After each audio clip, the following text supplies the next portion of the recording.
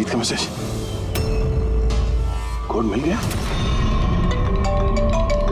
हाँ अभिजीत, पासवर्ड मिल गया है। पासवर्ड है। एक मिनट।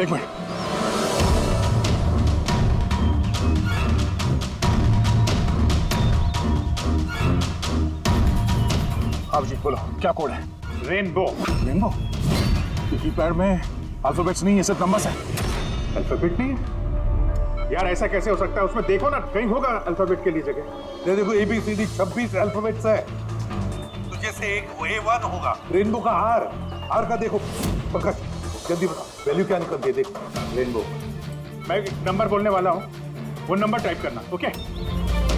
अरे टाइम नहीं है सर, ये बनता है सर। दे, ये न्यूमेरिकल नंबर दे रहा हूँ, उसको टाइप करना। कौन सा नंबर? 18 एक मिनट। हाँ बोलो। 18 19 19 14 14 15 23। 523। नहीं अभिजीत, बॉम्ब डीएक्टिवेट नहीं हुआ। क्या हो सकता है ठीक से टाइप ना हुआ? फिर से टाइप करो। हाँ अभिजीत, ठीक से डाला, जल्दी बताओ यार। 6 मिनट 23 सेकंड बचे हैं बस। 18 19 19 14 29। अरे अभिजीत कुछ नहीं हो रहा है यार, वो कीपैड का बटन दबाता हूँ तो म्यूजिकल ट्यून बज रहा है बस, और कुछ नहीं। ये म्यूजिकल आवाज कैसी? कहीं ये पासवर्ड म्यूजिकल तो नहीं? रेनबो एक मोबाइल ट्यून है ना? जरा देखो। हाँ, टोन। जल्दी करो यार, टाइम नहीं है। एक सेकंड। ये क्या है? सुनाओ। दया ये ट्यून सुनो और उसमें ये ट्यून को डालने की कोशिश करो।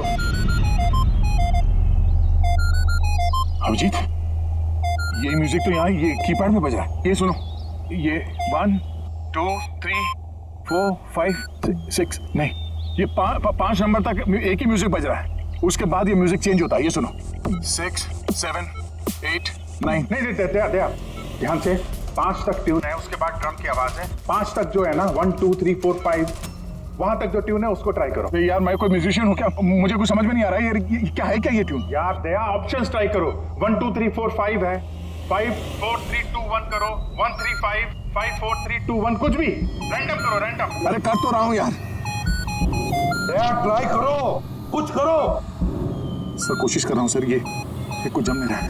नहीं हो रहा अभिजीत सर, ये नहीं हो रहा सर। 40 सेकंड बचे हैं सर। कोशिश करो यार, हम लोग हैं साथ में तुम्हारे।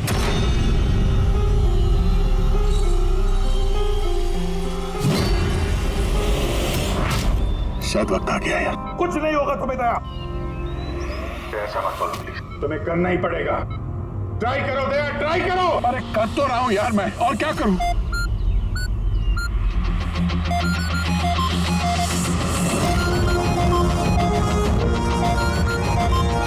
टाइम खत्म हो गया सर।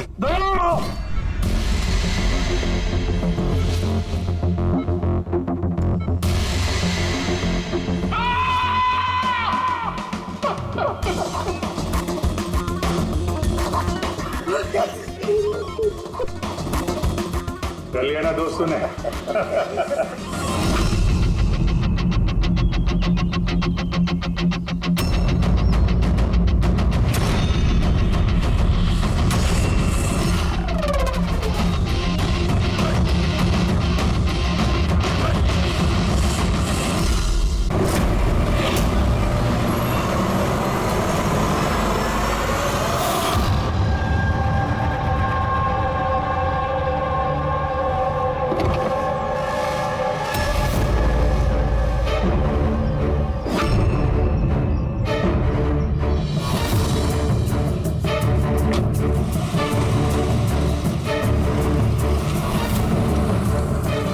एक गाड़ी चेक करो अच्छे से। गाड़ी रिवर्स ले। अबे पीछे भी गाड़ी है, जल्दी आगे से निकल।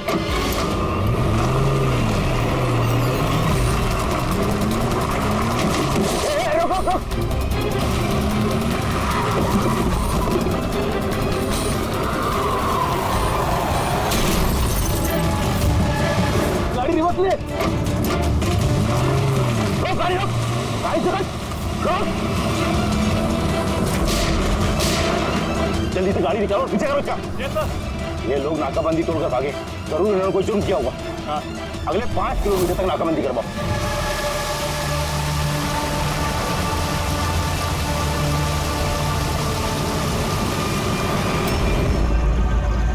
सर, हमारी सभी टीमें सर अच्छी तरह चेक कर चुकी हैं, ना वो कार मिली और ना वो आदमी।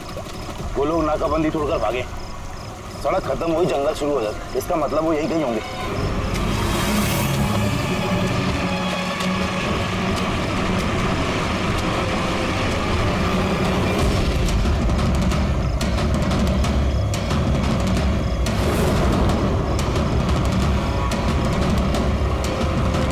सर, वो देखिए, लगता है उन्हीं मुजरिमों का अड्डा है वो। हेलो, सभी साउथ एरिया की तरफ आई।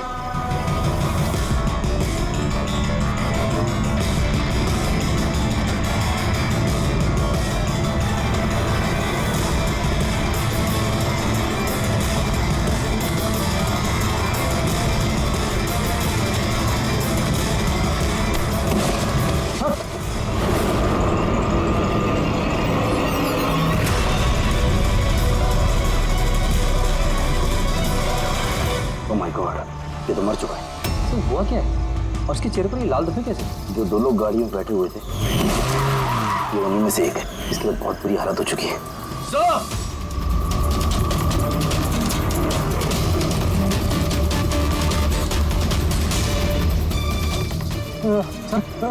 ये तो वही आदमी है, उस लड़के का पार्टनर। पर ये हुआ क्या है सर? वैसे ही निशान है सर। तुम इसे जल्दी से हॉस्पिटल पहुंचाओ, तब तक मैं सीआईडी को फोन करता हूँ। सर, चलिए। Hello CID.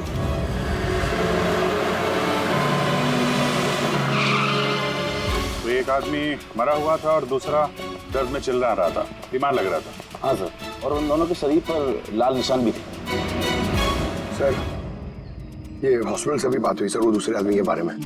तो हॉस्पिटल वालों ने क्या बताया? तो उसकी हालत खराब है सर, उन्हें समझ में नहीं आ रहा उसे हुआ क्या। इसका मतलब उन्होंने अभी तक इलाज शुरू नहीं किया? टेस्ट कर रहे हैं सर, लेकिन पता नहीं क्या हुआ उसे, तो अभी देख रहे हैं।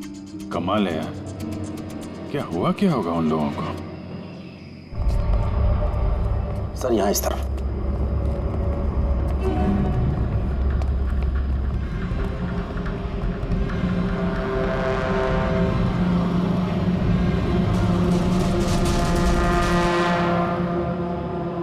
यहाँ तो ऐसा कुछ खास नजर नहीं आ रहा है। तो प्रणव, ये जो लाल निशान थे बॉडी में, उसके अलावा कोई फेटल इंजरी का निशान था क्या बॉडी में, जैसे चाकू के निशान हो या गोली मारने के? सर मैंने बॉडी को अच्छे से चेक किया था, उस पर कोई घाव का निशान तो नहीं था, लेकिन हाँ सर पर एक चोट जरूर थी, जो कि हो सकता है शायद एक्सीडेंट के दौरान लगी हो। बाकी तो एलर्जी टाइप निशान थे। अच्छा, आप बता रहे थे कि वो लोग नाकाबंदी, पुलिस नाकाबंदी से गाड़ी तोड़ के निकले थे, तो जाहिर सी बात है गाड़ी में ऐसी कोई चीज होगी जो वो नहीं चाहते थे कि पुलिस के हाथ लगे। हाँ सर, लेकिन वो कार मिली नहीं, पता नहीं कहाँ छुपाई है उन लोगों ने। नाकाबंदी तोड़े तो काफी टाइम हो गया है, कल ये वारदात हुई थी, मतलब उसके बाद ऐसा कुछ भयानक हुआ है जिसकी वजह से एक की मौत हो गई और दूसरा घायल हो गया। वो घायल आदमी कहाँ मिला था आपको? सर यही पीछे की तरफ। इधर देखो। लोगों के पास ना तो मोबाइल फोन मिला और ना ही कोई आईडी। शायद गाड़ी को कहीं आसपास छुपा दिया होगा और फिर यहाँ पे चल के आगे बोले। उन्हें शायद वक्त ही नहीं मिला होगा कार में से वो सामान निकालने के लिए जो वो लोग पुलिस से छुपा रहे थे। एक बार एक कार मिल जाए, आधे से ज्यादा सवालों का जवाब अपने आप मिल जाएगा। दूसरा आदमी हमें घायल हालत में यहाँ पर मिला।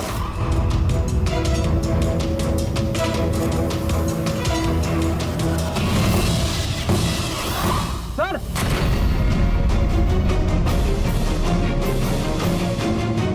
ये देखिए सर, खून से सना हुआ हाथ का निशान। ये देखो, जूतों के निशान भी है। चलो फिर अंदर जंगल में चल के देखते हैं, शायद ये जूते के निशान हमें कार तक ले जाएं। ठीक है प्रणव, तुम और तुम्हारे बाकी के ऑफिसर्स जंगल की दूसरी तरफ तलाशी जारी रखना, हम लोग यहाँ पर देख के आते हैं। जाओ। ये अजीब हालत है इस लाश की। इसके शरीर पर ये जो पहले धब्बे थे ये लाल थे, लेकिन सारे के सारे धब्बे अजीब तरीके से काले पड़ गए। ये देखो, इसके खाल भी निकलने लगे। सर इतने अजीब तरह के निशान हैं इसके शरीर पर। निशान लाल थे फिर काले हो गए। इससे क्या हो सकता है इसे? माय गॉड, इसके सर के बाल देखो कितने कमजोर हो गए। जरा सा हाथ लगाया तो गुच्छा बाहर आ गया। सर ऐसा कभी ना देखा है ना सुना है। बड़ी अजीब बीमारी है इसे। मुझे लगता है ये कोई बीमारी नहीं है, ये कुछ और ही चक्कर है। कुछ और मतलब? कुछ और मतलब तुम एक काम करो, लैब की सारी लाइट्स ऑफ करो, पता लगेगा। ओ गॉड सर, सर बॉडी चमक रही है। माय गॉड, इसमें से लाइट कैसे आ सकती है? जो सोचा था वो एकदम सही है। क्या? मुझे समझ में आ गया लाइट क्यों चमक रही है। एसीपी को फोन करो, तुरंत हॉस्पिटल में पहुंचे। हॉस्पिटल में जो आदमी एडमिट है उसे भी चेक करना पड़ेगा। बाकी चीजें मैं तुम्हें रास्ते में समझाता हूं। चल, अरे तुम चल।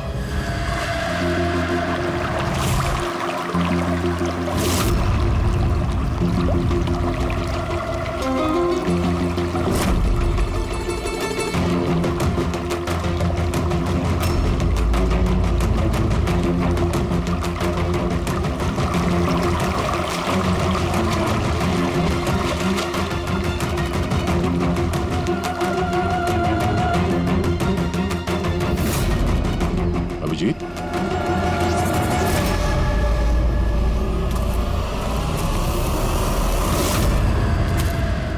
कौन है इधर?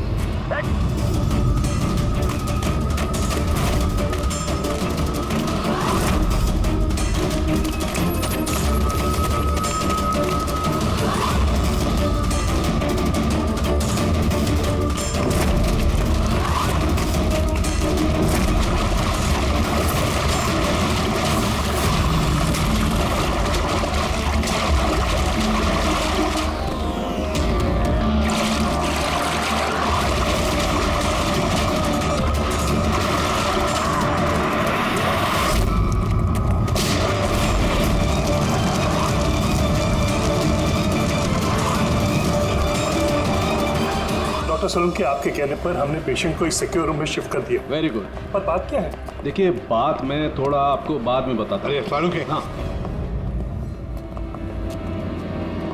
भैया बस डाउट तो है। अवश्य एक बार चेक कर। हाँ ठीक है। कहाँ है? आइए प्लीज कम।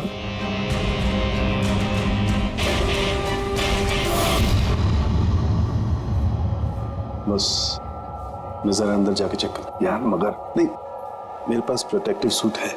ठीक है।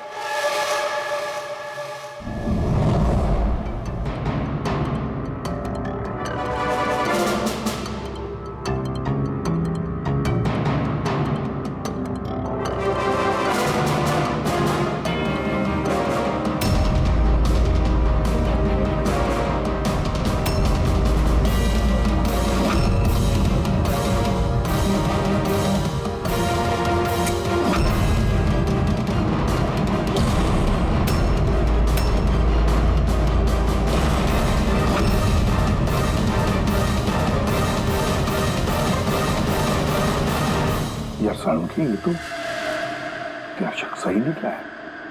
देखिए, जो भी नर्स और वार्ड बॉय इस पेशेंट के ज्यादा संपर्क में आए हैं, पहले उनको बुलाइए। उनका इलाज करना बहुत जरूरी है। प्रिकॉशन। तुरंत इलाज करना पड़ेगा, पर इलाज किस चीज का शुरू करना पड़ेगा?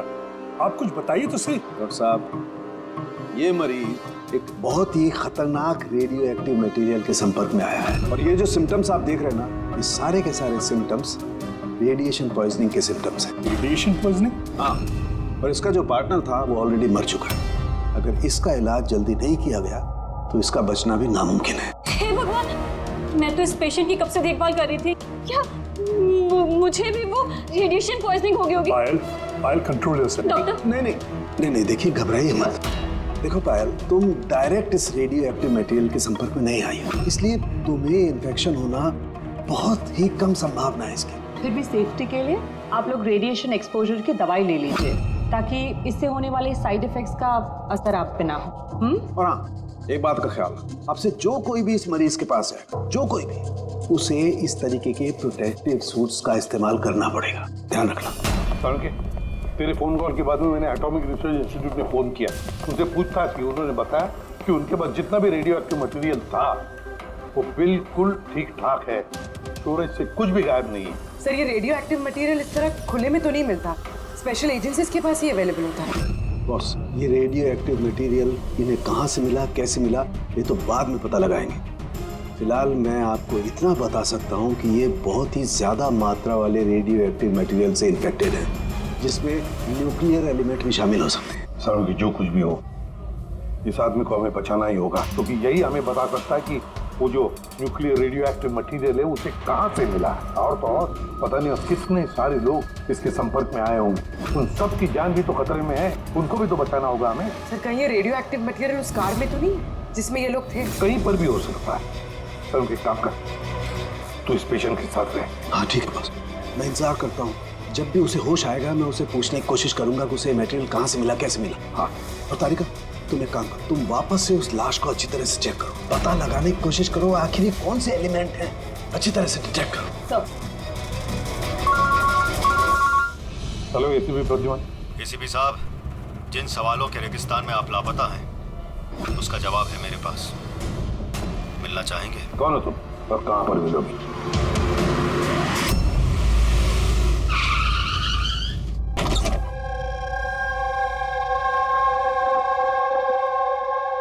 G14 Rukmini apartments.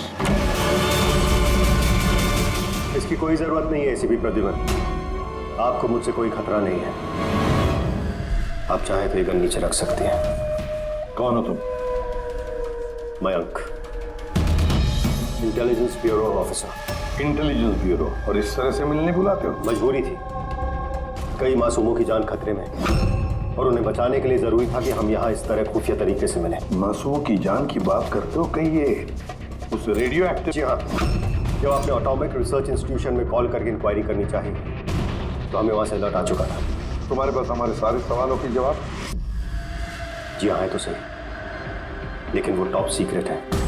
उम्मीद करता हूँ कि सीआईडी द्वारा ये सीक्रेट लीक नहीं होगी। बताओ तो सही। कुछ दिन पहले हमें टिप मिली थी, देश में न्यूक्लियर डिवाइस आया है। हमने बॉम्ब ढूंढने की कोशिश की लेकिन हमें कुछ पता नहीं चला। हमने ये बात ना ही पब्लिक में बताई ना ही मीडिया में, क्योंकि हमारे बताने से खौफ का माहौल पैदा हो सकता था। लेकिन हमें जैसे ही पता चला कि इस तरह का केस आपके पास आया तो फौरन चले आए। लेकिन मयंक, ऐसा कोई न्यूक्लियर एटम बॉम्ब, ऐसा कोई डिवाइस कोई गाड़ी में कैसे ले आ सकता है? दरअसल ये न्यूक्लियर डिवाइस मॉडिफाई की गई है। इस तरह से मॉडिफाई की गई है कि ये एक सूटकेस में भी फिट हो जाए। उसका वेट तकरीबन 5 किलो है, या हो सकता है उससे भी कम। इतना छोटा बॉम्ब? छोटा है मैम, लेकिन बहुत भयानक है। आप खुद ही देख लीजिए।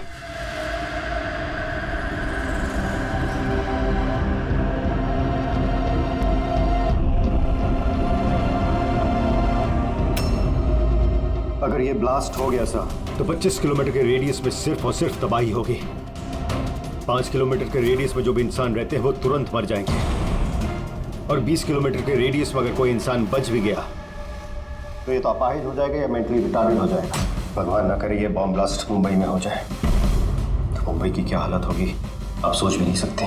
मयंक, जब तक हम लोग हैं, जब तक ये सीआईडी है, तब तक इस शहर को कोई कुछ नहीं कर सकता, ना हम कुछ होने देंगे। इस न्यूक्लियर बॉम्ब को हम ढूंढ निकालेंगे।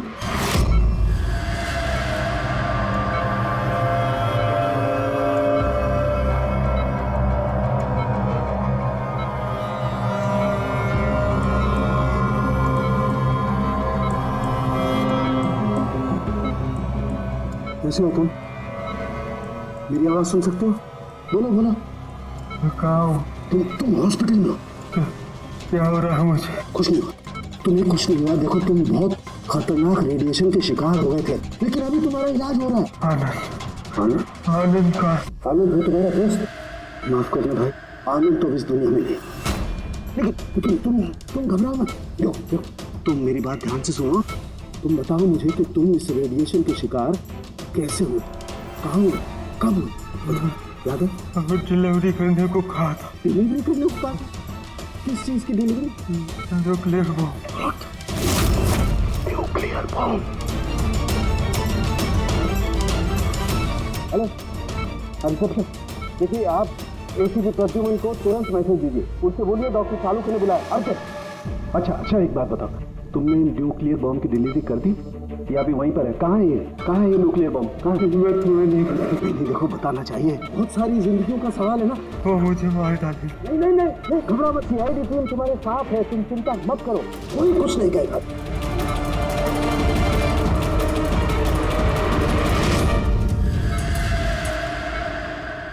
Oh God.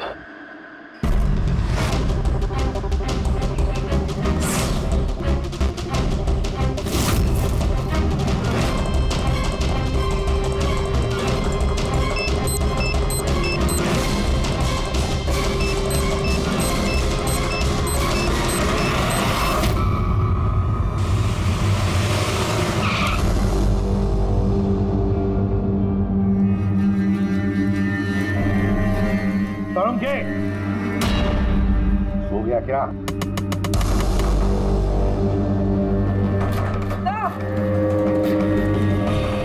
मुझे कुछ गड़बड़ लगती है, मैं अंदर जाके देखता हूँ।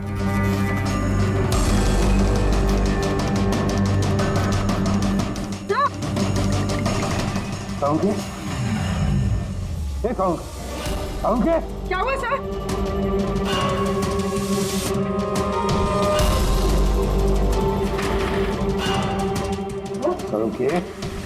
सालुंके, कुछ बोल तो सही। हाँ बोल। सर ये होश में लेकिन कुछ बोल नहीं पा रहे हैं। जल्दी से डॉक्टर को बुला। तारिका कहाँ है? हाँ। सालुंके बताना यार, सालुंके। सर आपको मेरी आवाज आ रही है? सर ये तो स्ट्रोक के सिम्टम्स है। Doctor Somesh, doctor Salunke has suffered a stroke. Sister, emergency room का बंदोबस्त करो राइट नाउ। चलो देखिए, चलो जल्दी। अभिजीत, गाड़ी में रेडिएशन तो है मगर काफी कम है, मगर बॉम्ब का नामो निशान नहीं। मतलब बॉम्ब निकाल लिया गया है गाड़ी से। सर, वो आदमी जो गाड़ी के पास खड़ा था, उसे तो उसके गैंग के लोगों ने मार दिया, फिर ये बॉम्ब कहाँ गया? गैंग के किसी दूसरे अपराधी ने निकाला होगा। इस गाड़ी का फ्यूल टैंक भी खुला हुआ था। लगता है जब हम लोग यहाँ पर पहुंचे तब वो डायनामिट स्टिक को जलाकर ये गाड़ी को उड़ाने वाला था ताकि कोई सुरागी ना बचे। और बड़ी प्लानिंग की है उन लोगों ने, एक एक सबूत मिटाते जा रहे हैं। एक बात समझ में नहीं आ रही है सर, वो रेडियो एक्टिव चीज कार में लीक कैसे होगी? शायद उस एक्सीडेंट की वजह से। नाकाबंदी से भागने के बाद इस कार का एक्सीडेंट हुआ था ना, और उसी के बाद वो रेडियो एक्टिव रेडिएशन के सिम्टम्स उन पे होने लगे। पता नहीं वो बॉम्ब इस वक्त होगा कहाँ पे, और न जाने कितने लोग इस रेडिएशन की चपेट में आएंगे। तो जहाँ पर उन्हें वो बॉम्ब पहुँचाना था वहाँ पे बॉम्ब पहुँच गया है, तो हजारों लाखों लोगों की जान खतरे में है। डॉक्टर सालुंके की तबीयत कैसी है? सर, इन्वेस्टिगेशन तो चालू है इस वक्त। कब तक चलेगी इन्वेस्टिगेशन? सर हमने कुछ टेस्ट किए, सर को एग्जामिन किया, लेकिन अचानक ऐसा स्ट्रोक आएगा कुछ समझ में नहीं आ रहा है। सर सिक्योर रूम में जो मरीज था उसकी मौत हो गई। सर मरीज मर चुका है, डॉक्टर साहब की हालत नाजुक है। वो न्यूक्लियर बॉम्ब का उसका हमें पता नहीं, अब क्या करें? इस शहर में हजारों लाखों सूटकेसेस होंगे, अगर जल्दी उस बॉम्ब वाले सूटकेस को नहीं ढूंढा तो इतनी तबाही होगी कि इतिहास में वो दिन काले अक्षरों में लिखा जाएगा।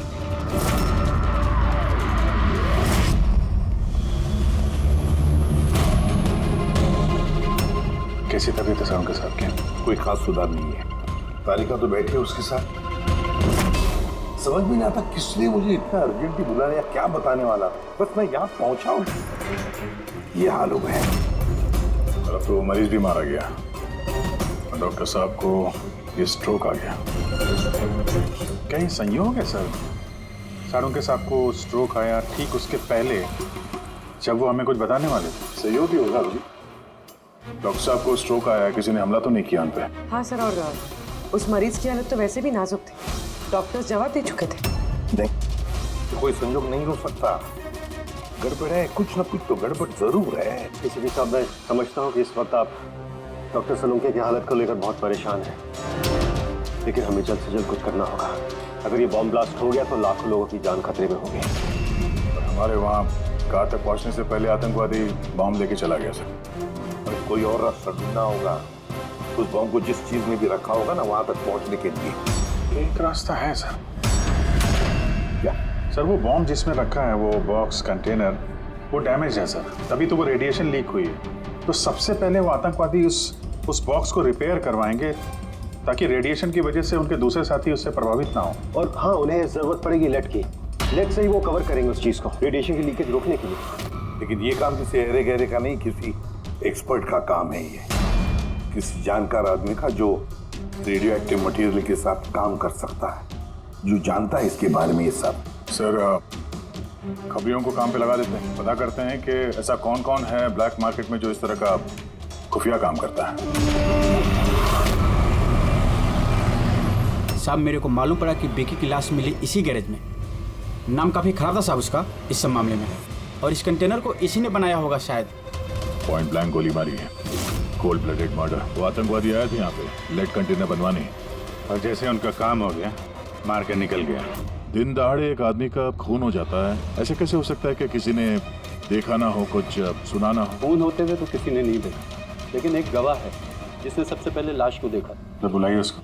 जतिन, ये सीआईडी ऑफिसर हैं। जब तुमने ये लाश देखी तो क्या दुकान के आसपास किसी और आदमी को भी देखा था क्या? हाँ साहब, दुकान से बाहर आते हुए एक आदमी को देखा था। उस वक्त मैं सड़क के उस पार था। उस आदमी के जाने के 5 मिनट बाद जब मैं वापस आया तो देखा कि विक्की की लाश यहाँ पड़ी हुई थी। उस आदमी के हाथ में कोई सूटकेस वगैरह था क्या? हाँ साहब, था ना। आपको कैसे मालूम? जरूर उसी ने खून किया है। इसका हुलिया याद है तुम्हें? हाँ साहब। स्केच बनवा सकते हो? जी सर। गुड। पवन, पवन, इसे क्या हुआ? पवन उठो। नर्स, नर्स मैं डॉक्टर को बुलाओ जल्दी, पता नहीं इसे क्या हो गया। प्लीज। Doctor, doctor. क्या हुआ? डॉक्टर साहब देखिए, पता नहीं इसे क्या हो गया।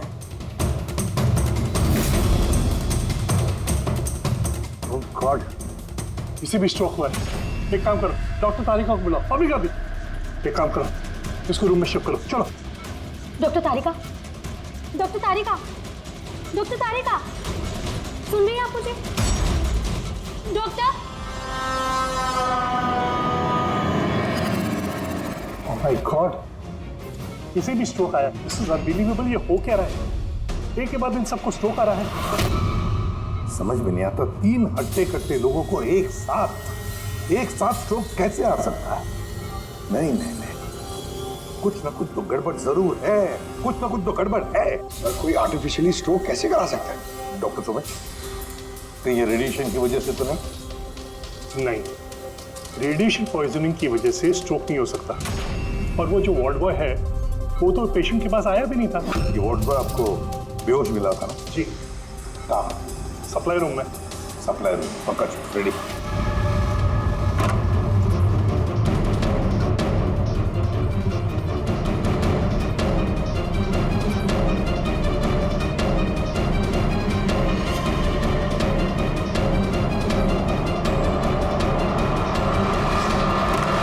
सर, सप्लाई रूम में कुछ नहीं मिला। जो कुछ भी है वो यहीं पे है, जिसकी वजह से ये सब हुआ है। ठीक है, इस कमरे को अच्छी तरह से चेक करो, एक एक कोना छान मारो।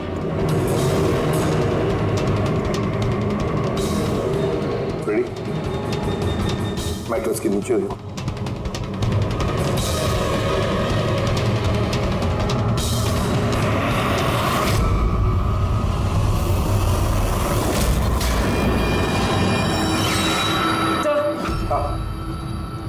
ये डिवाइस मिले, अजीब सा है।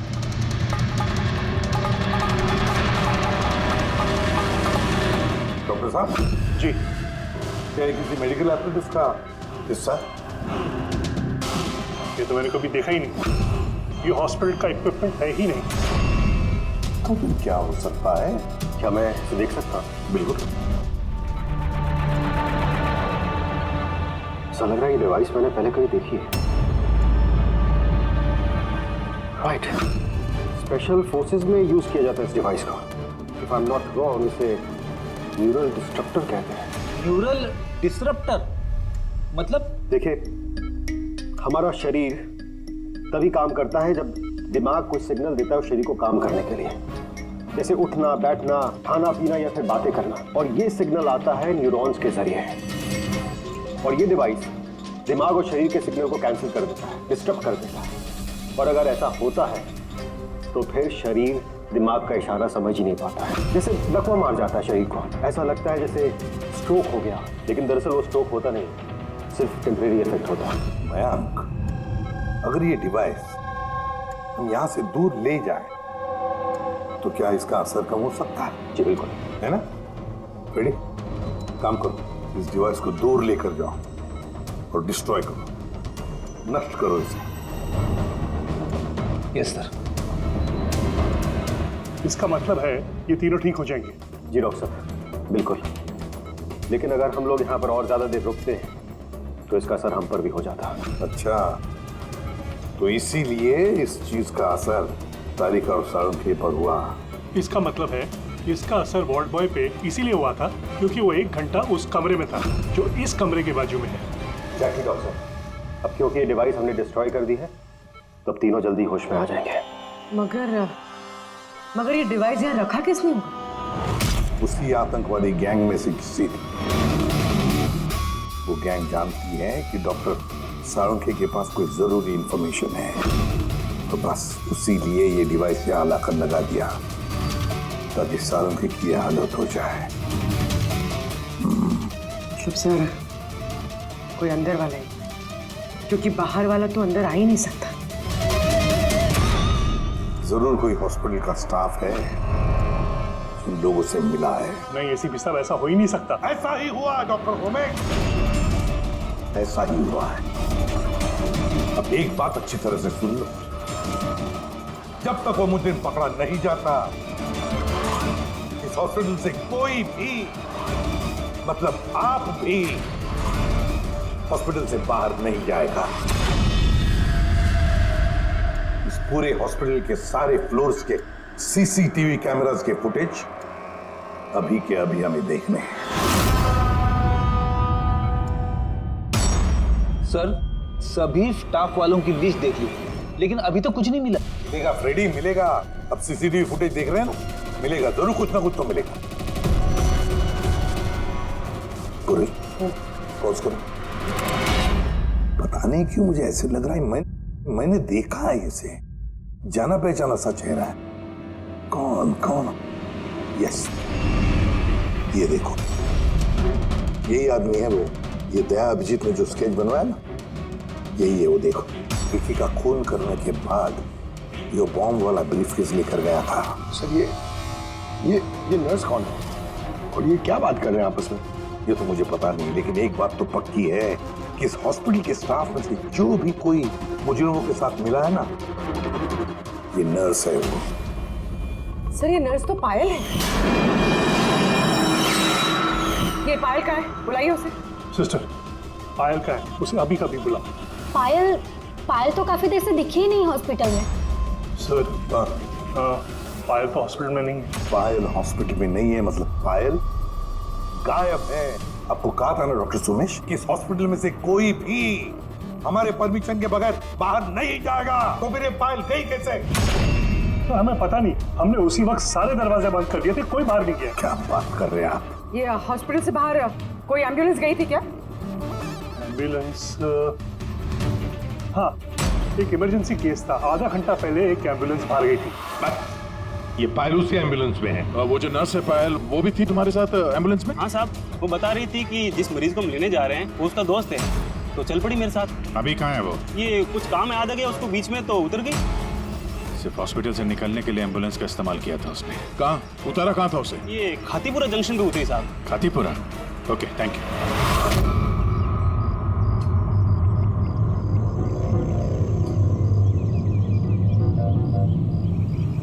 अरे सुनना भाई साहब, इस लड़की को देखा है क्या? 1 घंटे पहले यहाँ पे नर्स का ड्रेस पहना हुआ था इसने। हाँ साहब, मैंने इसको देखा है, मेरे रिक्शे में आई थी। अभी आधे घंटे पहले मैं इसको 5 बत्ती सिग्नल के पास छोड़ा था। Thank you. 5 बत्ती सिग्नल वहाँ कहाँ गई होगी? ये देखो, जरूर आसपास कहीं भीड़ भाड़ वाले इलाके में ही जाएगी। ये बॉम्ब फटने के बाद ज्यादा से ज्यादा लोगों को नुकसान पहुंचना चाहिए। मॉल, ये मॉल में ही गई होगी। 5 बत्ती के सिग्नल पे ही तो है, और आज संडे, बहुत ज्यादा भीड़ होगी वहां पर।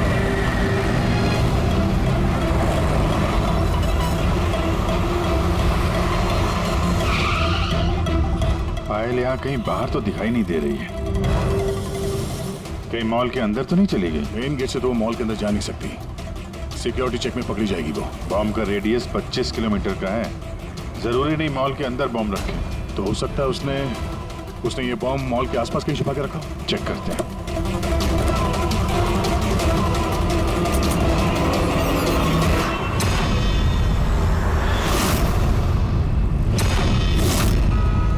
इसके साथ तो वही आदमी है, स्केच वाला।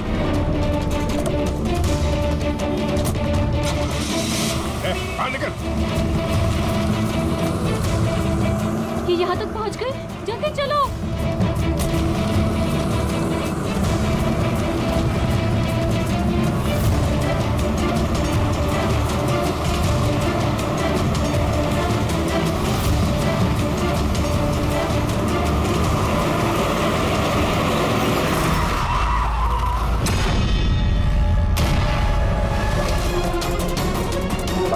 खेल खत्म तुम लोगों का। बैग दे। ले लो। और कोई फायदा नहीं है, मैंने बॉम्ब को एक्टिवेट कर दिया है। 1 घंटे में ये शहर भी खत्म हो जाएगा और हम भी मर जाएंगे।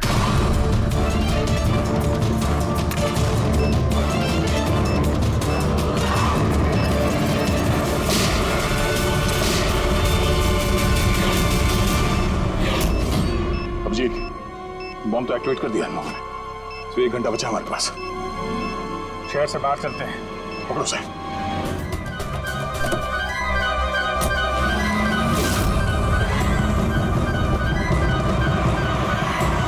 आबादी से तो काफी दूर आ गए। इस बॉम्ब का क्या करें? किसी तरह डिफ्यूज हो जाए तो। इम्पॉसिबल है अभिजीत, मतलब हो सकता है मगर वक्त लगेगा और हमारे पास वक्त नहीं है। मगर अभिजीत, मैं सोच रहा था कि इस काम के लिए हमारे दोनों का जाना जरूरी थोड़ी है, कोई एक आदमी जाएगा तो बहुत है। हाँ, बात तो तुम यार सही कह रहे हो। बॉम्ब ज्यादा भारी नहीं है, हल्का। मैं लेके जाता हूँ, रोक दो गाड़ी। अरे अभिजीत, मैं ये कह रहा था कि तुम चले जाओ, मैं ले जाता हूँ ऐसे। अच्छा, मैं तुम्हें अकेला छोड़ दूँ? ये नहीं होने वाला है। देखो, मेरे आगे पीछे कोई नहीं है, मेरे पीछे कोई रोने वाला है नहीं, किसी को कुछ फर्क नहीं पड़ता। हाँ, मेरे पीछे तो पूरी फौज खड़ी हुई है। अरे मेरे आगे पीछे कौन है? आगे किसने देखा और पीछे का मुझे याद नहीं। क्या बात कर रहे हैं यार? अगर तुम्हें कुछ हो गया ना तो तारिका को क्या जवाब दूंगा मैं? ये दया, ये गलत बात है यार। काम के समय मजाक अच्छा नहीं है। मैं मजाक नहीं कर रहा हूँ, फोन करो। नहीं, अच्छा ठीक है, चलो मैं मानता हूँ यार, सॉरी है तो नहीं, लेकिन मैं बम छोड़ूंगा नहीं, पकड़ के ही चलूंगा इसे। हम दोनों चलेंगे साथ में बस। तुम कभी मेरी बात नहीं मानो।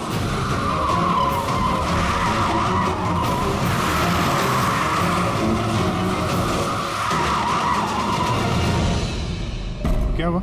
लगता है टायर में कुछ प्रॉब्लम है। ये पीछे वाले टायर में से चेक करो। इसी समय होना था ये भी। संभल गए।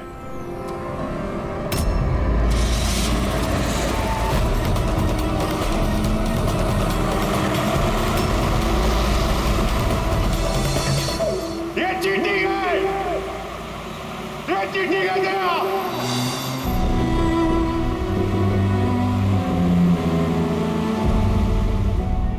ये चीटिंग है।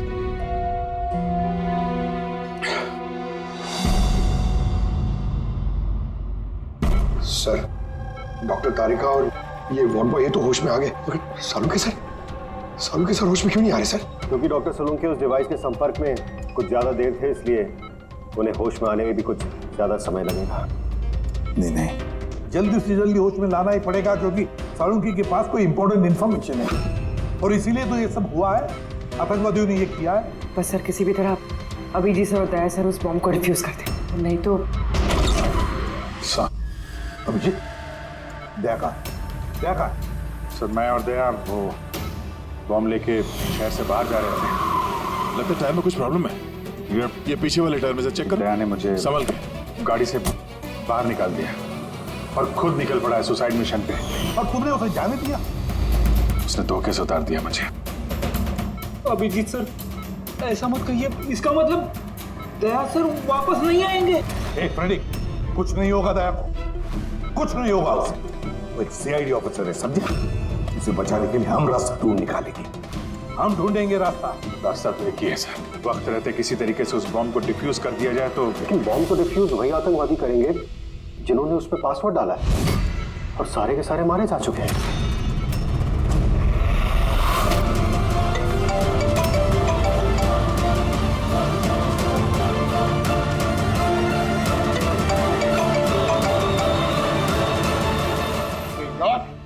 सर दया सर फोन ही नहीं उठा रहे।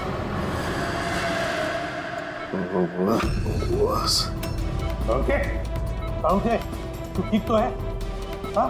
Nuclear bomb. बम? क्या जानता है बता, क्या बताने वाला था तू मुझे, जल्दी बता। पासवर्ड। पासवर्ड जानता है तू? हाँ। क्या है पासवर्ड? क्या है पासवर्ड, जल्दी बता। Rainbow rainbow rainbow. Abhijit sir password rainbow है।